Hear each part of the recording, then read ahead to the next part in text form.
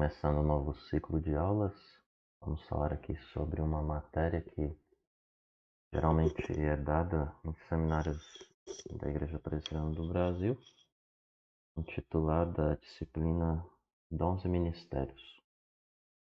E aqui nós vamos começar falando, antes dos próprios dons e de ministério em si, sobre a área maior a qual pertence esse assunto, que é a pneumatologia, é o estudo do Espírito Santo, ou relacionado ao Espírito Santo, e a regeneração também nós vamos falar aqui.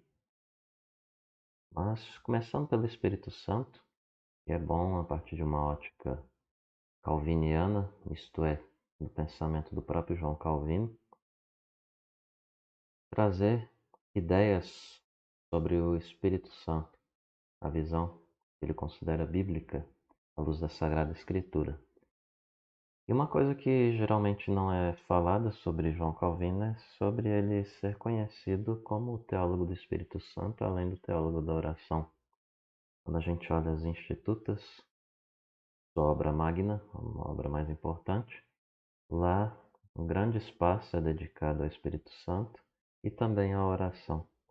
E geralmente, infelizmente, ele é conhecido como o teólogo da predestinação, né? E muitos colocam ele de maneira errada, como se fosse um fatalista, o que não tem nada a ver. Então, para falar sobre o Espírito Santo, segundo ele, o Espírito Santo é a escola, né, da teologia. Se você quiser aprender teologia, você precisa do Espírito Santo. E além disso, ele diz que para que tenhamos aqui bom equilíbrio, devemos examinar a palavra de Deus, onde temos excelente regra para entendimento firme e correto. A Escritura é a escola do Espírito, na qual, assim como nada que seja útil e salutar conhecer é omitido, assim também não há nada que nela seja ensinado que não seja válido e proveitoso saber. Então, segundo Calvino, é o Espírito Santo quem ensina o povo de Deus por meio da Escritura, por meio da Bíblia, que é a escola do Espírito Santo, sendo o Espírito mestre. E essa escola aí é a escola de Cristo, é a escola do Senhor, é a escola de Deus. O Espírito Santo é o melhor mestre, é um mestre interior, é o Espírito de Deus, segundo ele, do qual emana, né, o ensino do Evangelho, e é o único e o genuíno intérprete para tornar esse Evangelho acessível às pessoas.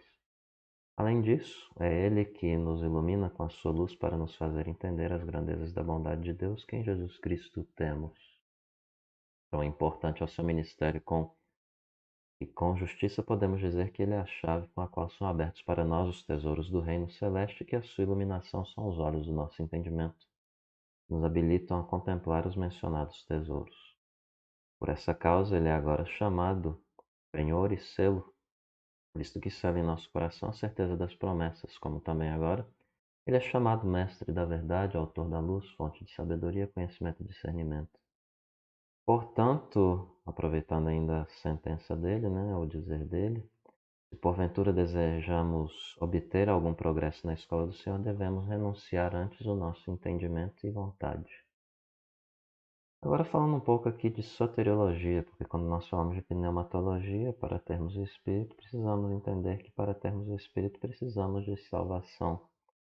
Essa salvação vem por meio de Cristo, que é a área da sistemática que a gente chama aí de cristologia, né? O estudo do Cristo e seus atributos, etc. Soteriologia é o estudo da salvação, um assunto relacionado à salvação.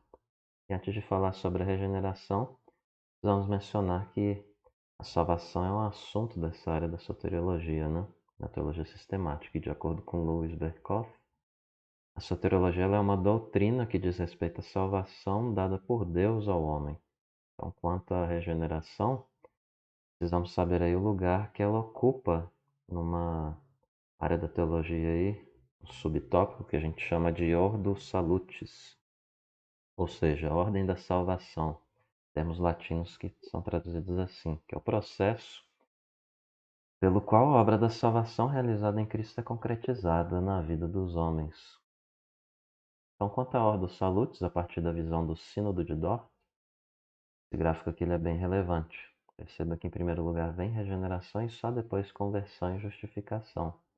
Essa é a visão calviniana, calvinista, visão que a teologia, no decorrer da história, considera como a verdadeira. A saudável, é a visão predominante na história da teologia, seja considerando o Antigo Testamento como o Novo.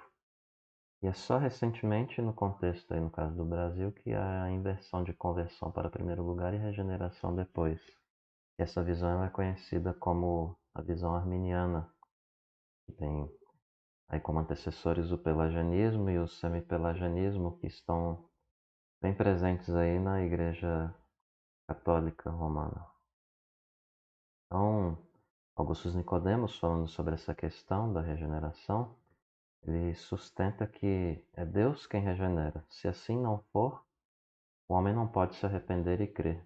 É nisso aí que está então a diferença entre o sistema do Sínodo de Dort e o sistema arminiano, né? É Deus quem dá a vida ao homem, não o homem que se dá a vida. Deus dá a vida ao morto e o morto acorda. Então, arrependimento e fé, que está relacionado ao crer, né? Primeira coisa que nós temos aí após a regeneração é isso aí. Só pode ser assim se Deus regenerar o homem, obviamente, porque o homem está morto em seus delitos e pecados, igual está escrito na Bíblia. O morto não pode se arrepender, o morto não pode crer. É preciso que uma vida seja injetada nele para que ele possa agir. E aí pense, se já é difícil para um cristão regenerado se arrepender e crer, quanto mais para um morto em ofensa, um morto espiritualmente, né? Um cego. E aí temos também a justificação e a adoção. Aqueles que são de Deus, eles são tornados justos pelos méritos de Cristo, são salvos por graça e não pelo que fazem, são adotados por Deus e passam então a fazer parte da família de Deus, do povo de Deus. Então, entrando agora no assunto da regeneração, tendo explicado isso aí, Calvino afirma que a verdadeira justiça é atribuída à graça de Deus e a regeneração ao seu espírito. Ou seja, o homem ele é capaz de praticar o bem só se for ajudado pela graça de Deus. Então, aquilo que eu faço de bom não sou eu fazendo, é a graça de Deus em mim fazendo. E aquilo que eu faço de ruim sou eu mesmo, é minha culpa. Tudo quanto o Senhor confere aos que são dele pelo Espírito da regeneração, falta a natureza deles, né? Eles precisam da natureza do Espírito aí, do agir do Espírito, melhor dizendo, neles, para que eles possam agir em conformidade com a natureza do Pai.